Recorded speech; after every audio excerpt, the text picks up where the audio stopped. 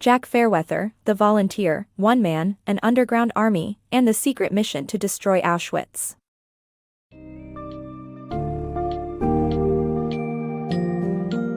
Embark on an astonishing journey through Witold Pilecki's life as he cunningly infiltrated Auschwitz, forming an underground resistance and attempting to demolish the despicable camp from within. The Volunteer, One Man, An Underground Army, and The Secret Mission to Destroy Auschwitz, by Jack Fairweather details the tale of a man who refused to give in, showcasing the sheer grit, determination, and patriotism of a true hero. As you delve into this summary, discover the pivotal moments of Witold's life, from leading the fight against the invading Nazis to defending Polish sovereignty at all costs, even while witnessing the horrors of Auschwitz and enduring betrayal from the Allies.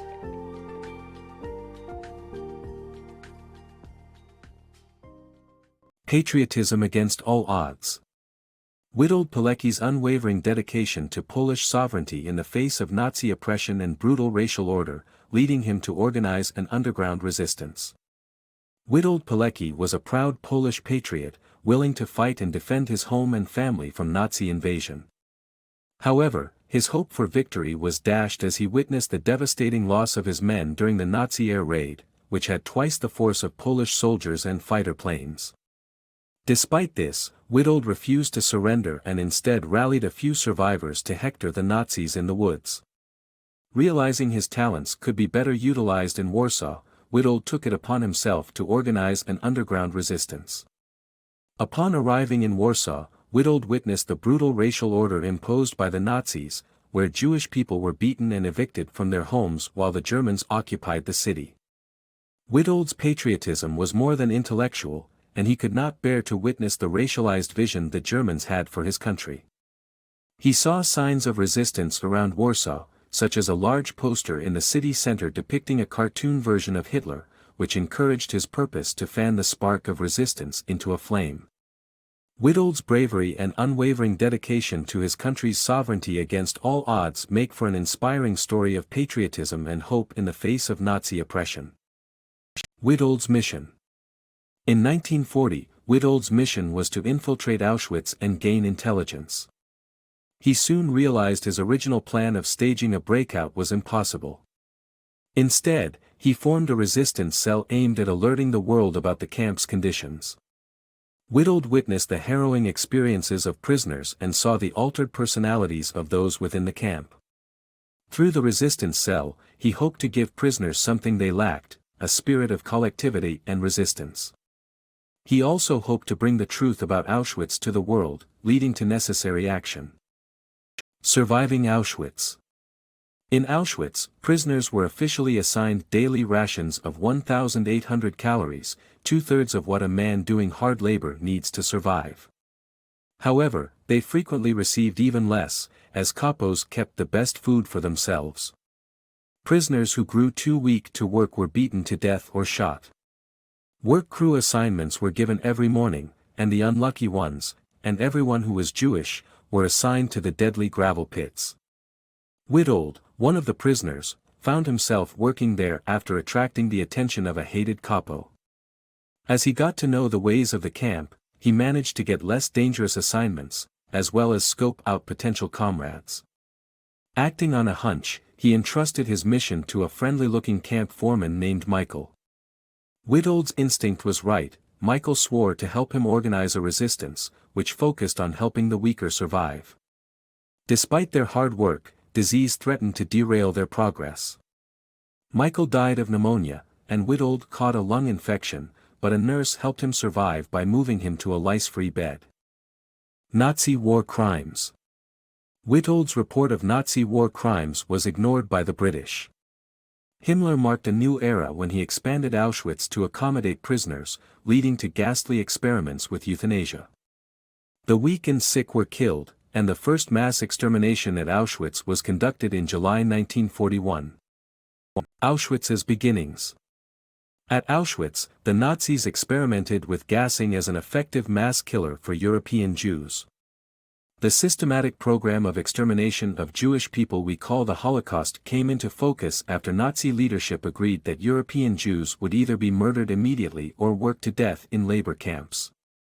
Auschwitz would be the epicenter of the extermination. Witnessing genocide.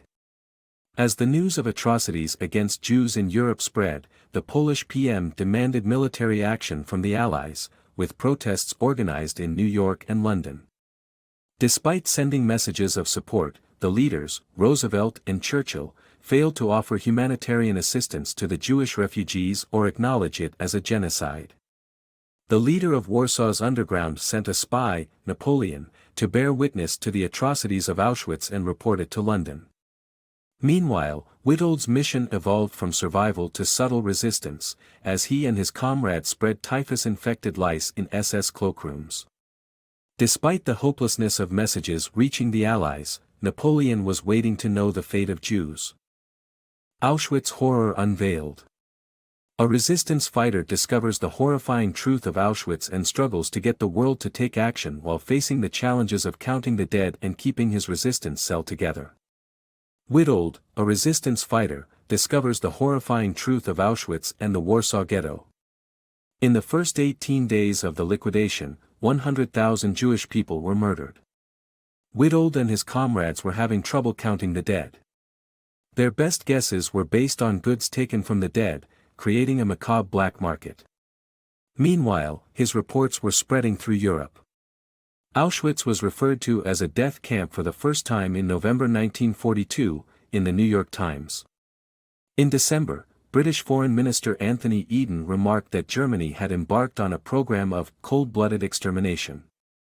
However, even when Napoleon passes through Warsaw bearing a message of vital importance, eyewitness accounts of Auschwitz, and the latest ghastly news from the Warsaw Ghetto, the Allies failed to react. The British continued with their failure to recognize the significance of Auschwitz, insisting that the Jewish people of Europe would be saved when Europe was liberated, and all efforts should be aligned with that objective.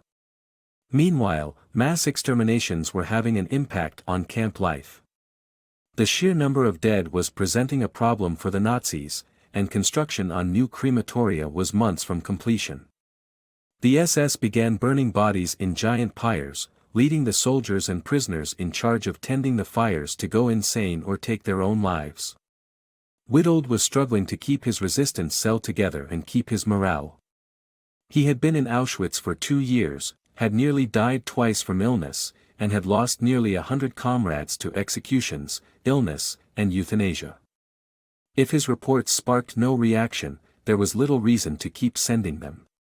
His thoughts turned to escape, but he knew the risk. Escape from a Nazi camp. In 1943, Witold and his comrades attempted to escape from a heavily guarded Nazi camp. They planned to work in a bakery outside the camp, copy the keys, and escape on Easter Monday when the guards would be drunk or away. Despite facing unexpected obstacles, they managed to escape and find refuge. Witold insisted on reporting the horrors he witnessed to the local underground and demanded an uprising to support his comrades still in the camp, but he only received a medal instead. The unyielding spirit of Polish resistance. Amidst betrayal and failure, Witold and the underground continue to resist against the Nazis in their quest for Polish liberation. In August 1943, Witold, an Auschwitz survivor, returns to Warsaw embittered by the indifference of those around him to the horrors he's witnessed. With single-minded resolve, he tries to convince the underground to attack the camp, but the city is already consumed by guerrilla warfare. The Nazis had invaded Poland, and the Warsaw underground was fighting back. But when news arrived that there would be no attack on Auschwitz, Witold was further devastated by the news of his comrades' capture and execution. Finding it hard to connect with those who hadn't seen Auschwitz, he recommitted himself to Polish liberation. However, his nation's future would be decided without Polish voices, as the Allies ceded most of eastern Poland to the Soviet Union. Witold felt betrayed, and he wasn't alone. The Polish underground decided they couldn't let fate be decided for them. In July 1944, the resistance took control of large areas of Warsaw. As the fighting raged on, Jews and ethnic Poles were killed by the Nazis. Despite their weakened state, the underground resisted for over 6 weeks. But on October 2, Warsaw fell, leaving a city in ruins and over 130,000 people dead. Witold and his comrades were once again in Nazi hands. But their legacy lived on, a testament to their unyielding spirit in the face of betrayal and failure. The ultimate sacrifice.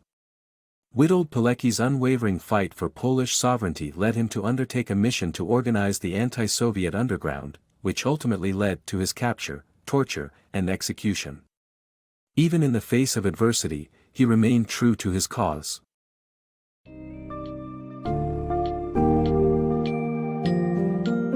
The harrowing yet inspirational tale of Witold Pilecki, as told in Jack Fairweather's The Volunteer, is a testament to the incredible sacrifice and resilience of those who fought against tyranny and injustice during World War II. Despite the inhumanity and horrors faced by Witold and countless others in Auschwitz, he managed to piece together an underground army, and his daring reports exposed the devastating genocide of the Nazi Holocaust. Unfortunately, even Witold's incredible efforts could not convince the international community to act, highlighting the immense challenges and tragic consequences faced by those at the forefront of this haunting historical event.